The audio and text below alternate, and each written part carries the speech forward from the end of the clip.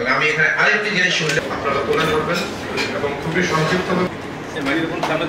আপনারা সবাই জানেন সাংবাদিকদের মূল কাজ হচ্ছে স্বাধীন ও নিরপেক্ষভাবে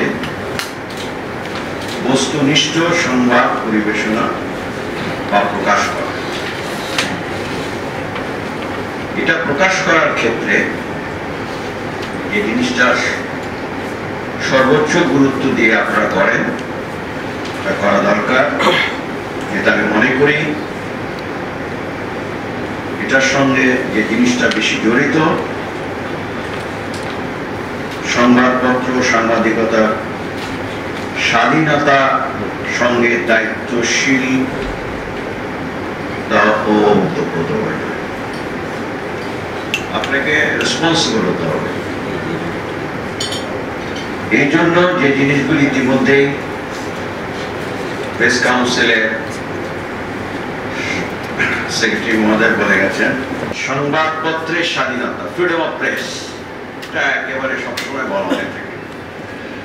এবং ফ্রিডম অফ প্রেস এর সাথে যে বিষয়টা ওতপ্রোতভাবে জড়িত সামাজিক দায়িত্ববোধ, সোশ্যাল রেসপন্সিবিলিটি, এটা চলেই আসে। তদানীন্তন পাকিস্তানে যে পত্রিকাটা যেটা দিয়ে এই সংবাদপত্রের চালু হয়েছে সেটা হচ্ছে দৈনিক আজাদ। আমি জানি না হয়তো আপনারা সবাই পত্রিকার নাম সম্পর্কে জানেন কিনা, মৌলানা আকরাম। তো ইনাদের বিষয়গুলি আপনারা যদি পড়েন বা জানেন তাহলে আপনারা কি নেবেন না নেবেন, ভালো মন্দ, ভালো কোনটা মন্দ কোনটা, প্রত্যেক জিনিসই আমাদের সমাজে আছে।